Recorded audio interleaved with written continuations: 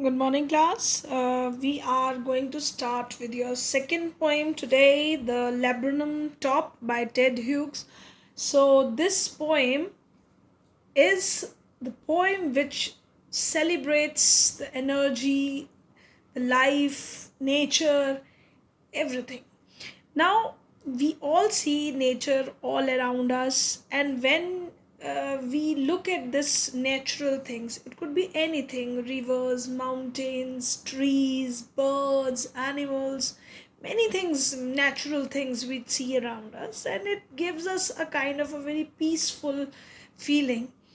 Moreover, apart from these silent nature, it may be the mountains or other things, but some nature parts are like that they are so lively. We enjoy them. It brings life on this earth. Say, if I'll give you an example, we have on our surroundings trees or mountains, but who put life into these things? The wind. When moves, they move with the wind, because trees does not move on their own. When wind moves through it, it creates a sound that is really peaceful for us. The chirping of the birds, the the pittering pattering of the rain when it falls from the clouds, so that makes nature beautiful and lively. So, this poem also deals with that kind of energy and celebration of life, which poet is telling in this poem about the laburnum top. Laburnum is a kind of a tree. In Hindi, we call that tree an amaltas tree. So this tree is having yellow flowers, and they fall downwards, long strips of flower, yellow flowers. They fall downwards, just like a veil of flowers. So the tree looks very beautiful when it is covered with flowers. But the tree remains silent until or unless a bird moves there. In this poem, the poet has tried to use this tree and this gold finch. It is a small singing bird. This bird brings life to the tree, and thus that symbolizes life. And poet describes how the when the this bird visited a tree, how the life changed, how the energy level changes, and everything becomes so lively. The moment that birds flew away, again everything became silent. So that is explained in this poem by the poet. We are going to again understand the poet in detail. It is basically the summarized way I wanted to tell you what is there in the poem. Let's start with it. The laburnum top is silent, quite still. In the afternoon, yellow September sunlight, a few leaves yellowing, all its seeds fallen. Now they are giving us the background of the poem, that this is they describe the beautiful evening of September. September is autumn season, just before the winters. So they are describing a beautiful evening of September, when everywhere there is yellow light, sunny afternoon is there, and this tree laburnum top is silent. Top of the tree, everything is silent. There is no movement in the tree, and the poet says that the leaves have turned yellow. Very few leaves, a few leaves yellowing, all its seeds fallen.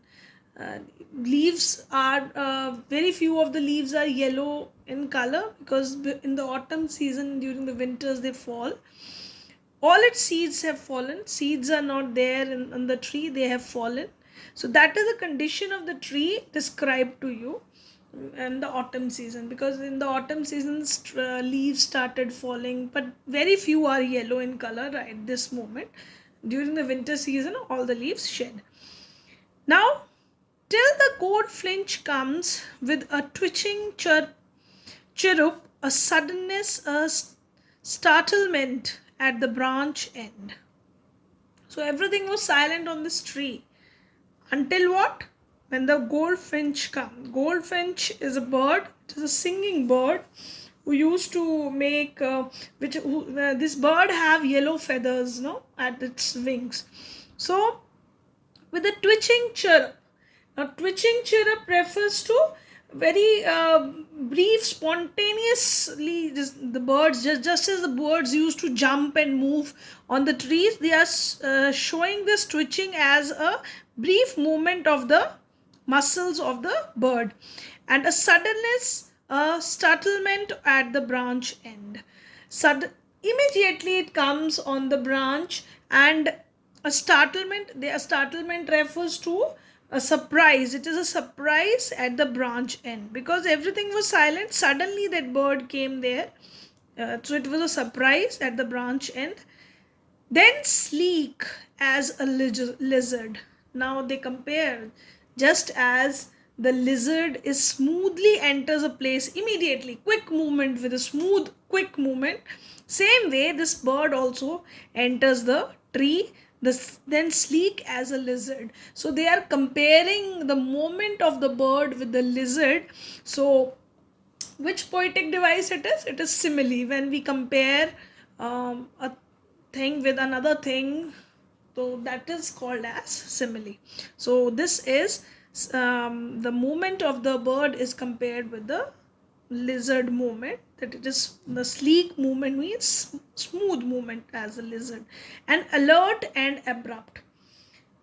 The bird is very much alert, that everything is going on fine, and abrupt also refers to the sudden movement. Its birds are always alert that some other predator must not be there around to attack them. So the bird is alert and moving quickly. She enters the thickness and the machine start up. The moment that bird enters the thickness of the tree, here it is, thickness is refers to the uh, trees, flowers with just covered with it. Nothing is visible. It is just like a veil. So it enters into that thickness, and the machine starts up. They are referring to the machine startup because the baby birds are there in the nest. When they see the mother bird, they started chirping, of chittering and tremor of wings and trillings. Now, chittering refers to the sounds created by the small birds. The small, when the mother bird entered, they started chirping. So that is referred as chittering. And the tremors of wing. Tremors is the movement of the shaking of the wings. The mother bird, when enters the nest, it creates the movement of wings. And trilling. Trilling here refers to the fluttering sound of the bird. So the whole tree trembles and thrills. So there is a lot of energy. It trembles and thrills refers to it is having a violent shaking movement. The moment the mother bird enters on the tree, there is a lot of chirping. There is a lot of sounds of the wings of the birds, and the tree has started shaking and moving. It is the engine of her family. Now the bird is referred as engine of the family. It is not compared with engine. It is simply referred as. So it is the poetic device used here is the engine of our family is metaphor. The bird, this goldfinch bird, is referred as engine of family because as the engine starts, it provides energy to the whole machine. So this bird brings food for the children. So the mother birds act as the uh, fuel to the fuel who brings the fuel to the family, and then the energy arises. So that's why it is referred as engine of a family. She strokes it full, then flirts out to the branch end, showing her barred face identity mask. Now she strokes it full. Now she adds fuel. Strokes here refers to the strokes here refers to that she's adding fuel. Adding fuel means she's feeding her children. Then flirts out a branch end. Flirts out refers to its move abruptly to the end of the branch, showing her barred face identity mask. Now, showing her barred face identity mask here refers to that when the bird come out, this laburnum tree has long flowery shadow formed on the face of the bird, because when the tree has that flowers which acts like a bar, and when the tree bird sits behind these flowers, obviously the shadow of the flowers will fall on the bird, so it will look as if the bird is wearing a mask of the flowers. So here they are referring at it as, actually this barred face is referred as an adjective for the flowers, and then they are transferring it to the bird. Actually it is being described about the bird. This is a poetic device actually, which is called as transferred epithet. And what does this transferred epithet means? When we are describing something, say for example, I am describing a night. If I'm saying sleepless nights, so sleepless, actually nights are not sleepless. Sleepless is describing the word nights, but nights are not sleepless. Actually it is describing the state of mind of a person. That person has a sleepless nights, so that is called as transferred epithet, where you are not actually describing the, so barred face here is, this barred is referring to the face, but it is actually described about the it's not the flowers they are referring to bird, they are describing the bird. Actually it is covering the bird, so that is what the transferred epithet means. So here the bird is behind the flowery tree, and the shadow of the flowers was on the face of the birds, so that why it looks as if the bird is having a mask on the face. Then with airy delicate whistle chirp, whispering, she launches away towards the infinite. Then with Eric, delicate whistle. Eric refers to very strange or mysterious way with a whistle. Chirrup means the whistling kind of sound it creates, and she launches away. Launches away here refers to she flies away, because bird then come out of the tree, and then she looks on the come on the end of the branch, and then she launches away means she flies away towards the infinite. Infinite here refers to the sky. So the bird comes out and then moves away to the sky, and the laburnum subsides to empty. Now again this tree, the laburnum tree subsides to empty, which means that it becomes silent again. Now, this is the poem which describes that the tree was silent earlier, quiet, no movement was there, and then the bird came there with the beautiful sounds created, the energy flows on the tree, the different birdings, this small baby birds, they were in the nest, they also started chirping. The fluttering of the birds wing, their sounds through the sounds which they create, and even the shaking of the branches, that adds energy to the tree and make it more lively. And then this happens for a few minutes, and after that that birds comes out and flies away. So that what is described in this poem, that how the bird adds life to it.